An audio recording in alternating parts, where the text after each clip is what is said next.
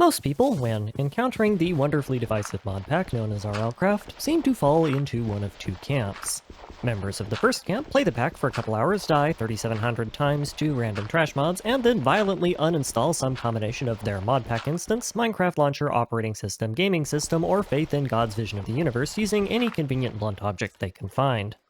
Those rare few who resist that instinctual response instead sequester themselves in the darkest bowels of Reddit, and are doomed to forever blast any passerby unfortunate enough to catch their attention with diatribes about how the pack is brutally unfair and incredibly unbalanced by any reasonable standard found in modern society. Naturally, when seeing these soliloquies decrying the lack of common sense, accessibility in game design, and basic human decency, members of this second camp, a rather smaller group of people whose thoughts on the pack are something akin to, "Oh hey, neat, they took the training wheels off," respond simply by saying, "Yes, that's the point." Of course, both of these 100% real strawman positions that I definitely didn't make up 5 minutes ago are entirely correct. The pack is brutally unfair and incredibly unbalanced, and once you know what you're doing, it rapidly becomes less so. Notably, what these two absolutely real positions don't encompass are the rare few special individuals who, when discovering that they have somehow lodged their unmentionables in the vice grip that is RLCraft, politely ask where they can locate the nearest forge press. I am nothing if not special, and while I can make no great claims about many of my skills, if there is one thing I know how to do, it is to find a forge press and start pounding. So, to that end, welcome to RLCraft. You might notice that it looks a little bit different than normal. That, my dear viewer, is because I am a masochist, and for some reason have come to the conclusion that doing one series focused on an extremely complicated and time-consuming mod pack with overly restrictive starting conditions somehow does not present enough of a demand on my already taxed allotment of free time. So we're doing a second one. I already did hardcore RLCraft, and that was way too easy, so I had to step it up a notch. Welcome to RLCraft, but Skyblock. I see precisely 0 ways this could go wrong, so let's get started. I have here a slightly tweaked version of the original Skyblock Island, containing within its structures 50 blocks of dirt, 27 blocks of grass, 3 blocks of sand, 1 block of bedrock for spawn point stability reasons, an oak tree, RLCraft style, and a chest. And in that chest, I have the OG starting kit of 2 blocks of ice, a bucket of lava, a melon seed, a pumpkin seed, a reed, 1 kind of each shiny mushroom, a bone, a cactus block, and 4 string. Well, okay, I say it's the OG starting chest, but I honestly don't actually remember what the OG starting chest had in it, so I just kind of sifted through the thousands of really stupid images from microtransaction-laced gacha minigame servers that rely on the Skyblock brand and pointless debasement of Minecraft's traditional balancing curve to obfuscate the financial motivation for their vacuous, unrewarding gameplay loops, until I found something that looked realistic and used that instead. I also gave myself a compass, because the debug menu is nerfed in RLCraft for immersion reasons, but biome identification is kind of difficult without terrain features. And I also gave myself a backup sapling because trees in this mod pack are, interesting. Despite this apparent wealth of resources, this starting setup is arguably worse than my start in GregTech New Horizons. Side note for new viewers, this channel basically exists to document the hell that is trying to beat quite possibly the single hardest mod pack ever designed after world editing every dimension in the pack to avoid world. It has been over a year now since I started that, and the series is still ongoing, and it kind of sets the tone for all of my other content, so welcome to the channel. Anyway, this starting setup is bad. With New Horizons, I at least had the luxury of accessing infinite, albeit vaguely inconvenient, sources of dirt, human skulls, and those weird solid item frame blocks that you get when you place items in the world with Draconic Evolution that I never used once. RLCraft doesn't have Draconic Evolution or a gravestone mod, though, so right now I have a little over a stack of dirt, and that's basically it for building materials. Chopping down my tree requires tools, which requires flint or a crafting table and blocks of cobblestone, and even if I did get all of those, planting trees is gated behind experience requirements I can't satisfy, so that wouldn't help regardless. A stack of dirt is technically enough to make a mob farm, so I could increase my block count by farming for string, but any farm that I could make with that small of an amount of dirt would be incredibly slow and prone to sabotage via the nearly unlimited number of overpowered player extermination mechanisms that RLCraft has at its disposal. But, you know what I do have? A tree. And that might be all we need. Trees in RLCraft are universally reworked with the Dynamic Trees mod to allow for more realistic tree growth behavior. In an average RLCraft run, this is little more than an aesthetically upgraded version of Tree Capitator, since you are usually more concerned about not getting eviscerated by the local wildlife than you are about maintaining sustainable forestry practices. But one of the mod's intended selling points is that trees will dynamically adapt to the terrain they're growing in. They will expand when given free space and light, they will die back when they're shaded or cramped, and most importantly for me, they will heal when damaged. This process is not infinite. Trees extract nutrients from the soil block underneath them to power the healing process, and given enough time, those will deplete. But while the soil block under my starting tree lasts, I will have a fairly stable source of sticks, or acorns, depending on the season I harvest leaves from. And with sticks, I can craft mulch. And mulch is a block. You might think you know where this is going, but you would be wrong, because mulch is a block that, apparently has falling physics, which is news to me. And I did not anticipate this. And it also doesn't return an item when you break it, so... yeah, no, that's not particularly useful. So by the time I figure that out, it's almost nighttime, and the Lycanite mods have started to do their thing violently. So while I spend the rest of the night having a very bad time, this seems like an excellent chance to clear up some of the inevitable questions people are going to have about the run and lay out the rules I'm working with. Rule 1, no cheating. Duh. The gloves are off when it comes to cinematic stuff like getting footage and fixing bugs and staging the world and all that other useful admin management stuff, but as much as possible I won't be using debug or creative mode to progress the game state. You would think that this is a pretty clear-cut rule, but there are a couple exceptions that I kinda had to carve out for some logistical reasons. The first is dealing with soft locks.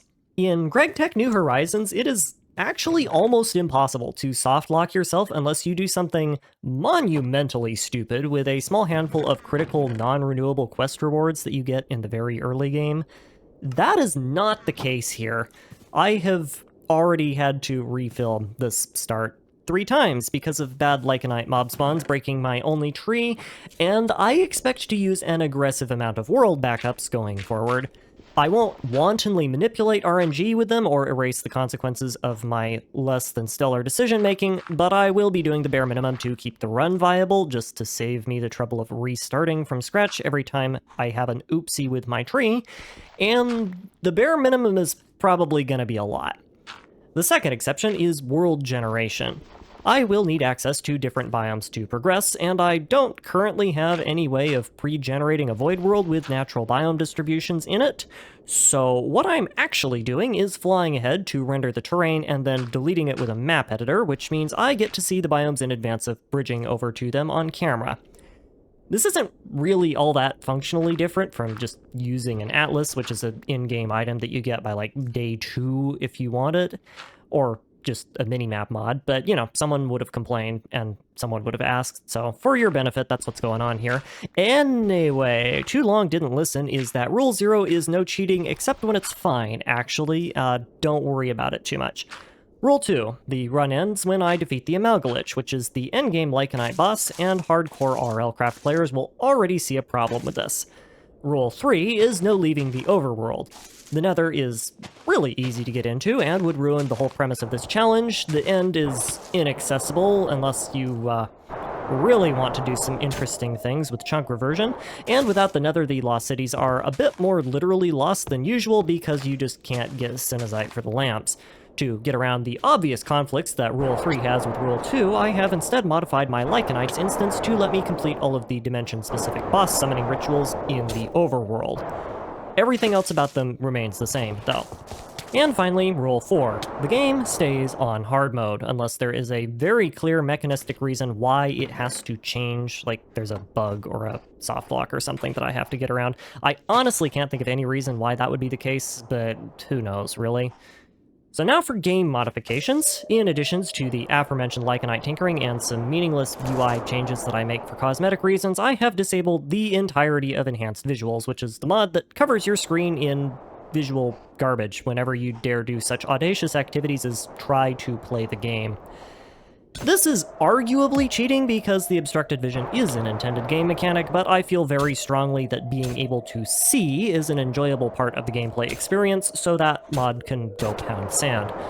I've also thrown on Optifine and Silder's shaders to try and change up the appearance of a game a bit, and have aggressively disabled all of the fog effect options whenever I could find them because they permanently turned my world into pea soup at this altitude, and, as previously stated, I like being able to see.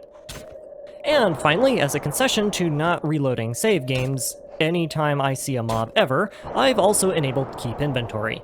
This run is basically impossible to keep viable as it is. I do not need to be worrying about dropping my starting items on top of all of the issues that come from RLCraft deciding that it wants to any percent speedrun the Geneva suggestions on my portable meat sack every 3.7 seconds. So, there you have it. Back to the game. By the time the sun bothers to grace me with its presence, I have already died about half a dozen times to a rather excessive number of air elementals, taking personal insult to my continued existence. But the night wasn't without its benefits. For example, I am now the proud owner of a bunch more sticks, courtesy of the Giving Tree, and I was also able to secure some whirlwind charges and feathers from the few elementals that I successfully beat off with them. None of this is useful in any way, but sure, we'll roll with it. Now that the sun is up and I am marginally more safe from persistent harassment, it is time to try the other block-producing option in my arsenal. Good old-fashioned cobblestone farming. I may not be able to pick up the stuff the normal way, but I can build a blob of stone and punch some holes in it, which should be more than sufficient for a primitive mob farm. The only trick to remember here is that ice doesn't turn into water if you break it with your hands anymore, you gotta melt it. Conveniently for me, I happen to come pre-equipped with a bucket of molten rock, which tends to have a temperature rarely described as ice cold, so after adding watching ice melt to the ever-growing list of increasingly stupid things I've done to produce these videos, I can start reliving my first classic skyblock experience with a twist. And the twist is, in fact, testicular torsion, thanks for asking. This is because, rather than risking my lava by casting water on lava, I opt instead for the much safer and cleaner and slower approach of casting lava onto water. This makes nice pretty stone blocks instead of cobblestone monstrosities, and the slow-flowing lava is far easier to control and reduces the risk of accidentally casting something I don't want. It also takes an eternity. And it also has the unfortunate side effect of boiling me alive, because, wouldn't you know it, lava is hot and simple survival has not stopped existing. Thankfully, having a life expectancy measured in picoseconds does a lot to mitigate the inconveniences caused by hyperthermia, and between my inability to walk in a straight line and the flatulence of the friendly neighborhood sky demons, picoseconds is pretty generous. After a couple days of flailing around aimlessly with a bucket, I end up with what is basically just a giant rock pancake sitting off the side of my island. I had intended to make it bigger before trying to do anything with it, but a couple of creepers decided to volunteer themselves on my main island, and I would be remiss if I wasted the opportunity for some freebies. When a player breaks stone in RLCraft, the stone drops a rock item, which has to be crafted into cobblestone blocks. This is not the case with non-player block-breaking interactions, which behave as normal, and this is sad news for me because the rock items can be turned into flint shards, which would circumvent the whole no tools problem pretty quickly, but it does mean that after getting blown into the weird ghetto I've accidentally made under my island with my questionable lava casting practices, I can net myself a single block of cobblestone. Woo. Gameplay. Having a giant brick of stone with some creeper damage in it is great and all, but other than making an aesthetic statement best summarized with a sound clip of a particularly moist fart, it is not terribly useful. So I spend another couple of days using dirt, water, and lava quenching to 3D print myself a mob farm design that I affectionately call the Noob Tube. More accurately, I spend another couple of days beating the living daylights out of some air elementals and another few minutes printing the mob farm, but semantics. If the name didn't give it away, the noob tube is a glorified sewer pipe with some holes carved in it for easy punching access, and it is monstrously inefficient by any reasonable standard of Minecraftian engineering. It is way too high up in the world, it is absolutely microscopic, the shape that it's in is wholly unconducive to efficient vanilla mob farming, much less modded mob farming, and I'm fairly certain that it only actually produced 2 mobs in the entire time that it existed. At the time, my theory was that this was a good thing, because having less mobs means that it's safer to take them out, because right now I have a snowball's chance in Satan's armpit of surviving a normal amount of mob spawns, so surely this is a good thing, and not just me coping extremely hard at my unwillingness to do things correctly the first time, right? So yeah, to the surprise of nobody whatsoever, the noob tube doesn't do much of anything other than take up space and look ugly, so I really quickly needed to find myself something else to occupy my time with. My stick supply is still holding strong, my oak tree isn't gonna be dropping acorns until the fall, which is optimistically another 30 days from now. My chest loot is useless, and my so-called mob farm is equally useless. So that means it's construction or playing patty cake with the friendly neighborhood sky fauna. I chose construction, but instead of making an actually decent bog standard skyblock mob farm, which is what I should have done from the start, I am now working on the unusual task of building a squid farm. Don't let the noob tube fool you. Not all of my ideas are bad. But the squid farm fits firmly in the category. When you think about it, on the face of it, squid farming is a really strong early game strategy for this kind of weird RLCraft themed skyblock situation I've put myself in. This is because, unlike literally every other mob generation option available to me right now, squids generally will struggle to soft lock my island, blow up their mob farm, or separate various parts of my anatomy in 0.2 femtoseconds if I so much as dare to breathe in their general direction. The lack of any other valid spawn locations and separate mob caps also mean that spawn rates will be high, and farming mobs that don't kill me instantly gets around the inconvenient mechanic that is losing my XP on death. That is still a thing, by the way, even with keep inventory enabled, and I have no idea why.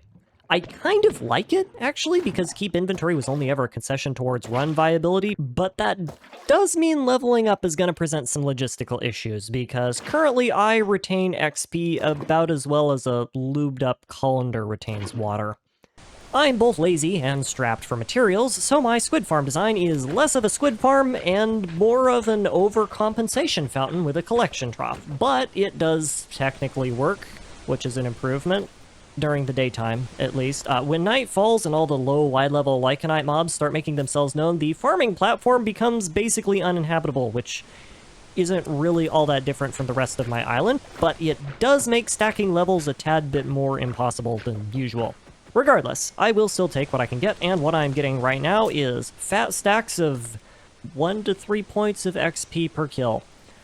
Yeah.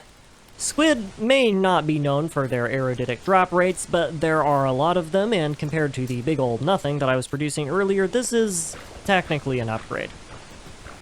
Things stay like this for a while. During the night, I beat the living, undead, or corporeally dubious snot out of whatever decides it wants to tango with me, and it returns the favor in spades. Once day breaks, I then head down to the squid farm to see what microscopic amounts of XP, if any, I'm able to save from the night before, and then resume brutally dismembering helpless sea creatures with my bare hands. Inevitably, doing this makes some progress. RLCraft's XP progression system is almost exclusively focused around combat, so my purposes it is largely pointless to invest levels in 90% of the upgrades it offers until later. In this run, progress is instead measured by how many points I can cram into farming, which unlocks, at high enough levels, bone meal usage, crop harvesting, and sapling planting. I will need to do quite a lot of all of those when I finally crack the no wood problem, so I might as well work towards them now. I also unlock Level Up Reloaded, and select the More XP from Mob Kills perk. Crafting is objectively a better early game option, but it requires me to have resources to craft with, so I will make do with a small buff to my mob farming. Level Up Reloaded even has a few utility options that aren't strictly focused on beating the snot out of helpless creatures, but most of them aren't terribly helpful, and the only one that I could even make use of this early on in the game is a passive called Treasure Hunting, which has the rare and special luxury of being one of the few options that will actively be bad this early on in the run. On paper, it sounds great, because with it skilled up, you have a small chance of rarely spawning a random item selected from a very broad loot table whenever you break shovel-compatible blocks, even if you don't break them with a shovel. Unfortunately, when you roll this random item chance, I'm fairly certain the random item replaces the block that you would have dug up instead of being given in addition to it, so in the long term, I would end up converting all of my dirt into garbage, which is bad. When I'm not farming XP or fighting for my life and failing abysmally, I'm working on expanding my island around the starting tree and thinking my way around the predicament that I have placed myself in. Unlike in New Horizons, where all of my efforts were initially focused on getting literally any wood at all, please, God, I beg you, my problem is a bit more nuanced thanks to No Tree Punching, the mod that reworks Day 1 progression. The intended progression path when starting out is to punch leaves for sticks and gravel for flint, break the flint into shards, make a knife, use the knife to cut grass, use the plant fiber from the grass to make string, use a stick, flint shard, and piece of string to make your first axe, chop down a tree, chop the logs into planks with your axe, craft a crafting table, craft a pickaxe using flint shards, string, and a stick, mine rock, get rock and craft it into rock blocks, and then craft stone tools.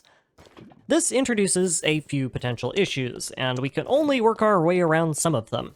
The axe can be used to fell trees, but it isn't a hard requirement because explosions also work, so I could use a creeper to blow the base of the tree up instead, but that doesn't help because you also need the axe to split logs into planks for the crafting bench, and there is no way around this that I'm aware of. If you are following along, this actually means I need to solve 2 resource problems, not 1. The first is that I'm going to need a renewable source of logs without chopping my tree down, which requires me to either farm trees with acorns that I don't have and can't harvest reliably until autumn, or to figure something else out. The second is that I need either an axe of some sort or a piece of flint to make one. It is to my great pleasure that I inform you that these problems have solutions. It is with my great regret that I inform you that these solutions are lycanite mobs, and wood in the form of oak logs is by far the easiest of the 2. My island is located in an area with a number of different forest-like biomes, which tend to passively spawn lycanite mobs, with loot tables best summarized as salad.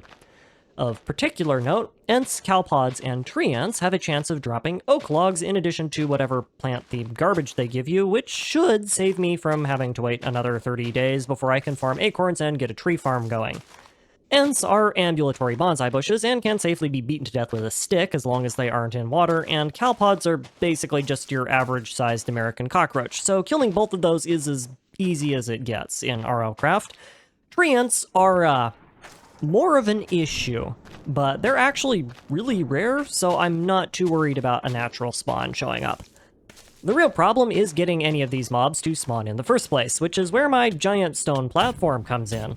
In addition to passive spawning, cowpods and ants have a small chance of appearing anytime a leaf block is broken. As long as I'm careful and make sure to only break leaf blocks far enough away that the cowpod or ant spawns won't break the tree branches, this should let me keep trying to farm the things as long as the nutrient levels of my tree hold up. Go-go gadget, aggressive topiary. And, of course, the first spawn drops nothing. As does the second, unless you count pumpkin seeds, in which case it drops pumpkin seeds. Why do I need pumpkin seeds? I don't, but I have them now.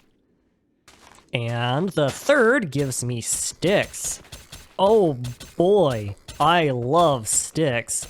Yeah, that seems like something I'm really running low on.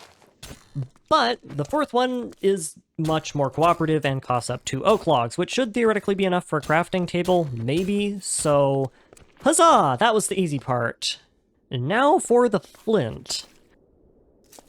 The lycanite mobs that drop flint are almost exclusively limited to spawning in deserts and desert variant biomes, and if the torrential rain and my general lack of constantly being massively overheated is any indication, I am not presently located in one of those. Fortunately for me, I have the power of being the person who built the world, and with this power comes the knowledge that there's a red desert located somewhere roughly to my southwest. How convenient. I wonder why that's the case. Unfortunately for me, I still haven't figured out any other renewable source of building materials yet, so I get to bridge over to the desert 1 bucket of water at a time. Splish splash, this run is making me want to take a bath. with my pet toaster oven. One neat thing I do discover during the process is that if you kill an ant while it's on fire, it drops coal in addition to wood. So I'm now 8 coal and technically 2 blocks of oak wood richer from that little experience. I say technically because I accidentally placed the log down and I can't pick them back up without an axe, but I could just split those two when I do get an axe and save the others for later, I guess. So sure, that works. So, I made it to the desert biome. Hindsight being 2020, I really ought to have made the bridge at a much lower Y level, because the whole exercise shined a spotlight on some of the less elaborated on flaws in the whole 3D print the island strategy that I've been working with. I'm not really sure what's going on underneath the bridge right now, but my island now looks like this. And that seems less than ideal in a world where progression is strictly dependent on having a healthy control of my mob cap. So, yeah, that's gonna be fun. Anyway, that's gonna be a project that future Goose with a pickaxe will get to solve later. Let's worry about getting flint first. My grand, glorious, and perfectly flawless plan here is to kind of just make a big plate and hope I get lucky. I don't really know what all can spawn in deserts other than a couple of mobs that I specifically looked up to confirm that they drop flint and spawn in deserts, and there is a very real chance for anything I build to get obliterated by some ridiculous nonsense stuff, so I can't really be bothered to try and come up with something better right now. After a solid night of doing precisely nothing productive other than blowing up my noob tube for some free cobble and liberating an overdue library book on skincare routines from one of the locals, I have seen precisely nothing spawn on the platform. From this, I conclude that my problem here is an insufficient amount of DACA, which requires me to build a larger platform. Well, we know how to do that, don't we?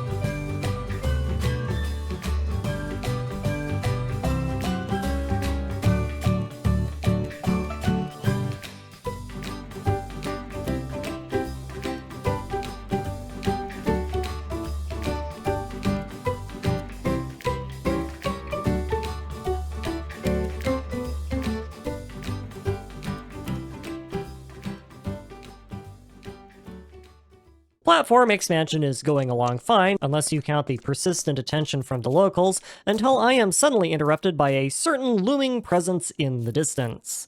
This is, of course, a tree ant, one of those incredibly rare mobs that I never expected to encounter with my abysmally low spawn rate. Hello there, friend.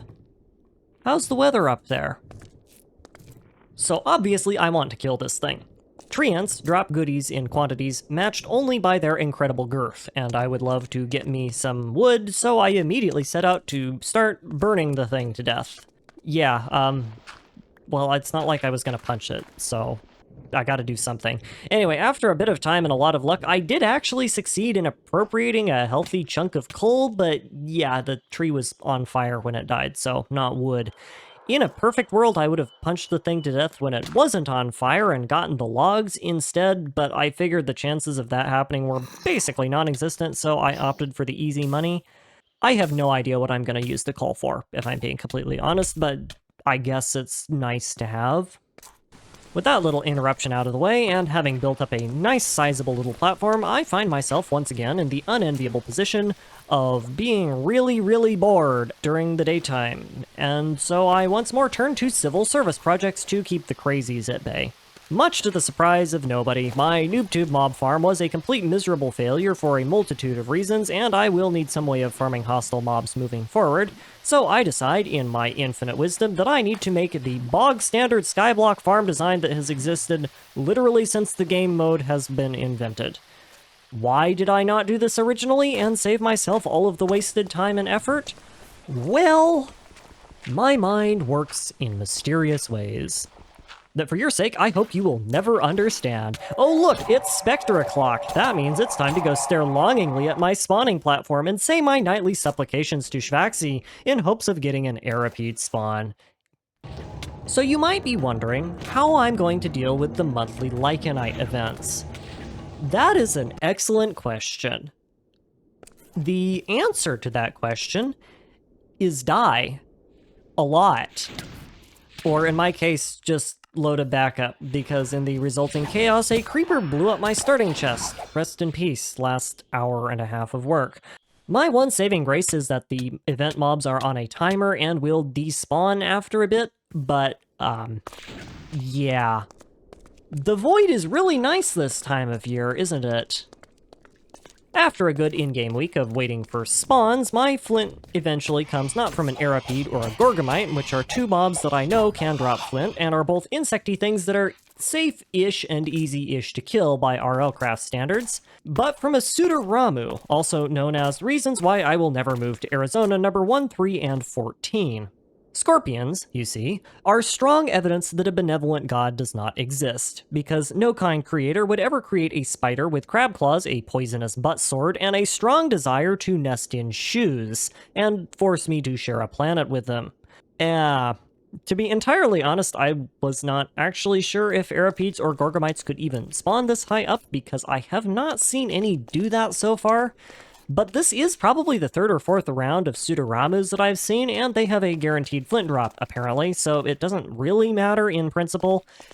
In practice, though, it matters a great deal. The Lycanite bestiary describes these things as being aggressive. That is an understatement, though I would also like to amend to that description the phrase denser than a lead brick in a neutron star, because every time I have tried to kill one of them thus far, they inevitably sprint headlong off the edge of the platform and jump into the void. Not because I jumped into the void, they just kind of do that. This time around is no exception. As I get close, the first one checks its watch, sees that it is 2 a.m., identifies me as a likely owner of beans, and then puts the pedal to the metal, only to realize that it is not Wile E. Coyote and rediscover the fundamental truthfulness to the phrase, gravity sucks. Rather than risk a repeat of this with the second one, I wait until morning to burn all the skeletons, which is one of the advantages of desert biomes during rainstorms that I never really get to take use of, leaving only the second living piece of evidence that intelligent design is an oxymoron on the platform with a passive spider that I can ignore. Pseudoramu are many things. One of the relevant things they are is thick. Another relevant thing is, apparently, they're really bad at climbing, or just, like, incapable of going over 2-block-high obstacles at all, despite themselves being twice that height, and also basically just spiders. Those two traits combined means killing them when they aren't doing their level best to make a U-turn and then turn down is as easy as cracking out some dirt bollards and beating the ever-loving daylights out of it with my fist. Flint, get. And with flint comes great technological progress. One flint cracked on a rock makes me an axe. An axe makes me some planks. Some planks makes me a crafting table, and with a crafting table comes the actual honest-to-goodness part of the game where you can use tools and stuff. And also the ability to clean up the hellish mess that I've made of my island thus far, because the architecture of this place is extremely not cash money, and is somehow worse than my New Horizons run, where I literally built everything by jumping into the void and blowing up creepers. So, congratulations! I have now finished the first 5 minutes of a traditional RLCraft playthrough. Oh boy. Anyway, all of the really interesting stuff that I can do now will have to wait until the next episode, because that is all for now. Until then, thank you for your time. All of the usual supporting options are located in the usual supporting locations down below, and I don't know about you, but this island could definitely use some support right now. And, as always, I hope you enjoyed.